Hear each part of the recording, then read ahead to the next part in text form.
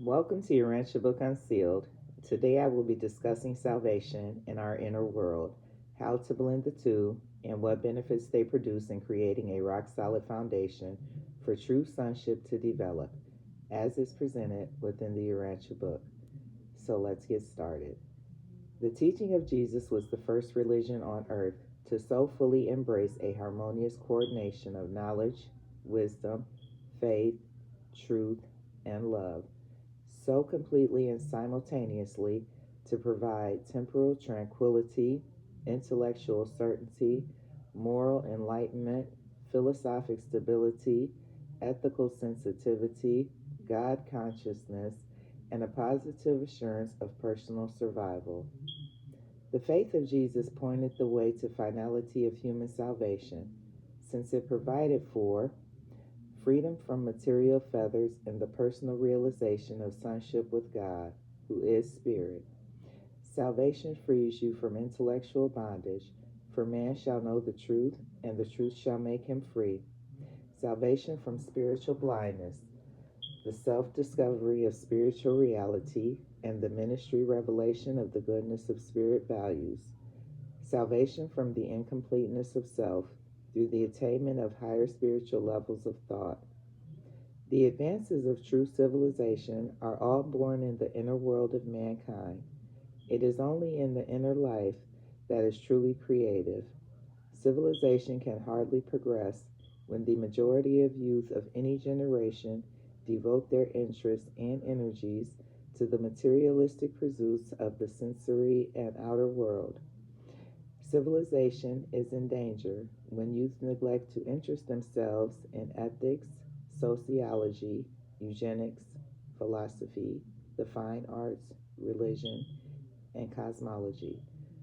Only in the higher levels of the supreme mind, as it impinges upon the spiritual realm of the human experience, can you find those higher concepts in association with effective master patterns which will contribute to the building of a better and more enduring civilization.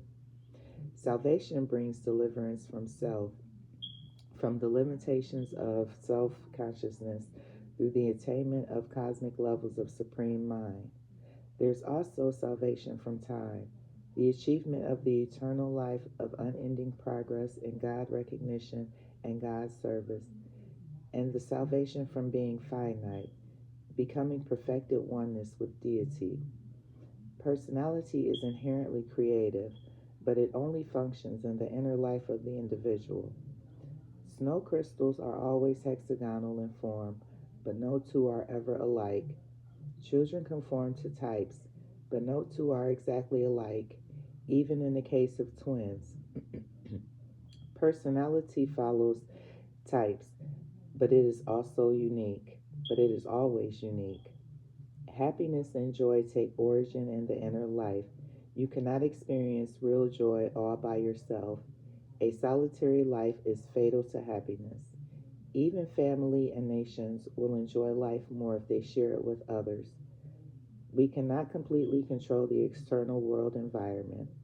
It is the creativity of the inner world that is most subject to your direction, because there your personality is so largely liberated from the feathers of laws of antecedent causation. There is associated with personality a limited sovereignty of will. Since the inner life of man is so truly creative, there rests upon each person the responsibility of choosing whether this creativity will be spontaneous and wholly haphazard, or controlled, directed, and constructive. How can a constructive imagination produce worthy children when the stage whereon it functions is already preoccupied by prejudice, hate, fear, resentment, revenge, and bigotries? Ideas may take origin in the stimuli of the outer world, but ideals are born only in the creative realms of the inner world. Today, the nations of the world are directed by men who have an abundance of ideas, but they are poverty stricken in ideals.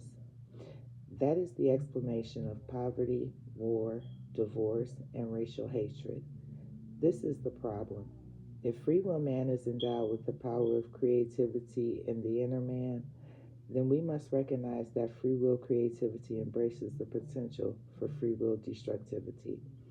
And when creativity is turned into destructivity, we are face to face with devastation of evil and sin, oppression, war, and destruction. Evil is the partiality of creativity, which tend towards disintegration and eventual destruction. All conflicts of evil, in that it inhabits the creative function of the inner life. It is a species of civil war in the personality. Inner creativity contributes to the ennoblement of character through personality integration and selfhood unification. It is forever true.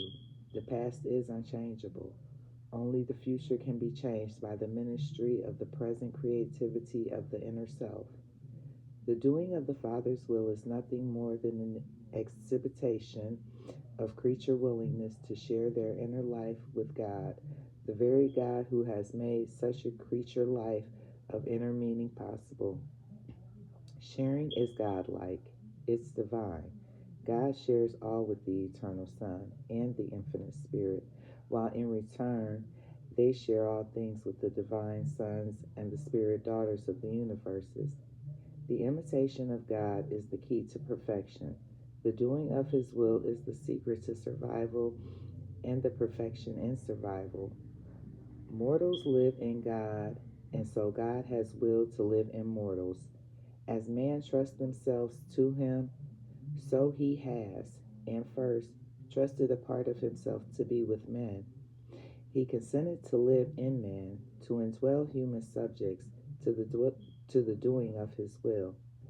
Peace in this life, survival in death, perfection in the next life, service in eternity, all of these things can be achieved in spirit now, when the creature personality consents and chooses to subject their will to the Father's will, and already has the Father chosen to make a fragment of himself subject to the will of the creature's personality. Such a creature's choice is not a surrender of will, it is a consecration of will, a glorification of will, a perfecting of will. And such choosing raises the creature's will from the level of temporal significance to the highest state wherein the personality of the creature's Son communes with the personality of the Spirit Father. This choosing of the Father's will is the spiritual finding of the Spirit Father by mortal man. Even though an age must pass before the creature Son may actually stand in the factual presence of God on paradise, the choosing does not so much consist in the negation of creature will, not my will, but yours be done, as it consists in the creature's positive affirmation, it is my will that your will be done.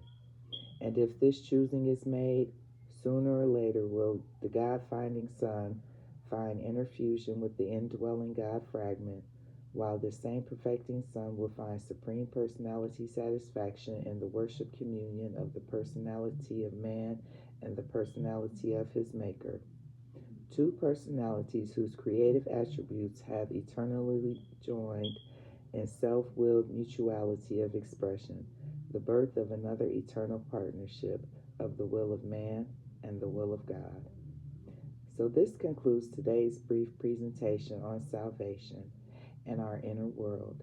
Lastly, I want to close with, although none of this is easy, it is definitely doable. So continue to push, keep going forward, and don't ever give up, because you are truly amazing and you deserve to see that for yourself. If you enjoyed today's presentation, I kindly ask that you subscribe, like, or even share with someone who wouldn't mind hearing this message. Once again, you're listening to Urantia Book Unsealed. My name is Risha, and thank you so much for watching.